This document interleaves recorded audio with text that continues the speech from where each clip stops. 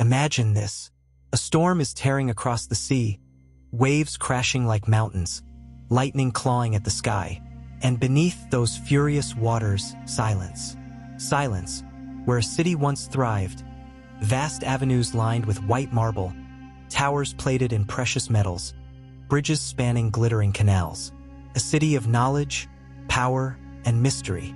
This is the legend of Atlantis, a civilization so advanced, so radiant, that some claim it rivaled the gods themselves. A city swallowed by the sea, lost forever, or perhaps waiting to be found. They say Atlantis was not just a city, but an empire, a kingdom blessed by Poseidon, god of the sea. The story begins with love. Poseidon falling for a mortal woman, Plato. To keep her safe, he built her a palace on an island ringed with concentric circles of land and water, protected by walls of shining metal. Their descendants became rulers, and Atlantis grew into a civilization of staggering power. Its people harnessed technologies the world had never seen. They built aqueducts and temples that dwarfed the pyramids. They mastered agriculture, irrigation, and perhaps something even greater, a mysterious source of energy said to have powered their world. Some whisper it was a crystal, a stone pulsing with light, capable of storing unimaginable power. But power corrupts. Over time, the Atlanteans grew arrogant.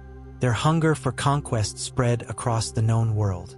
They waged war on Athens, and in their greed, they forgot the balance of the gods. The punishment was swift and merciless. Earthquakes split the ground. Fires roared. And finally, the ocean rose up to reclaim its own. In a single day and night of misfortune, Atlantis vanished beneath the waves. That, at least, is the story told by Plato, the Greek philosopher, over 2,000 years ago. But was he telling history or allegory? Plato's dialogues, Timaeus and Critias, are the oldest known records of Atlantis. In them, he describes the city in astonishing detail. Its layout, its wealth, its fall.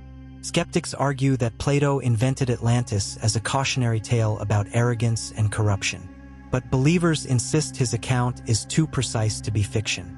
Over the centuries, traces or whispers of Atlantis have surfaced again and again.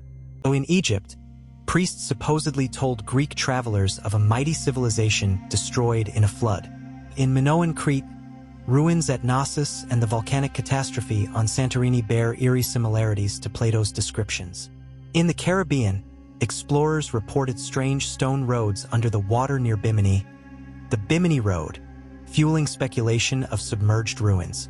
In the Atlantic Ocean, sonar scans have revealed curious formations on the ocean floor, some dismissed as natural, others whispered about as possible city grids.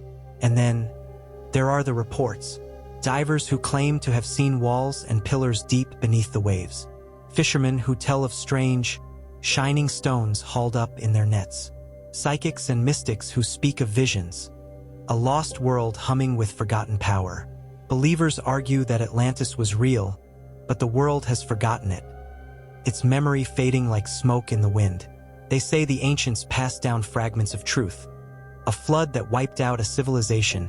Tales of strange visitors who brought knowledge to scattered peoples.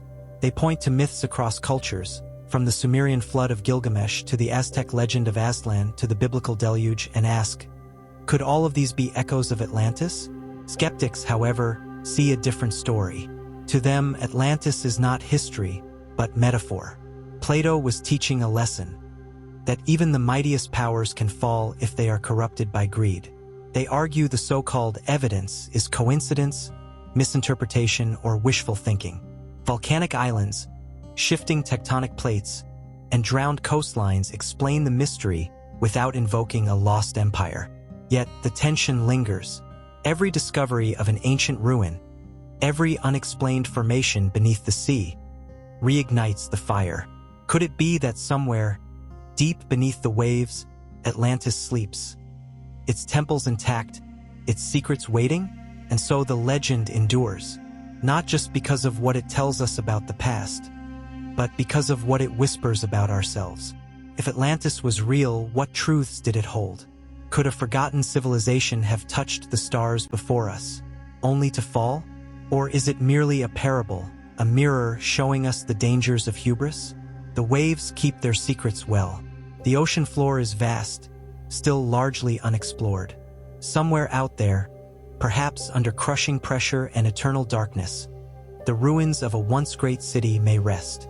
Or perhaps, Atlantis exists only in the imagination, an eternal ghost story, retold around fires, classrooms, and screens.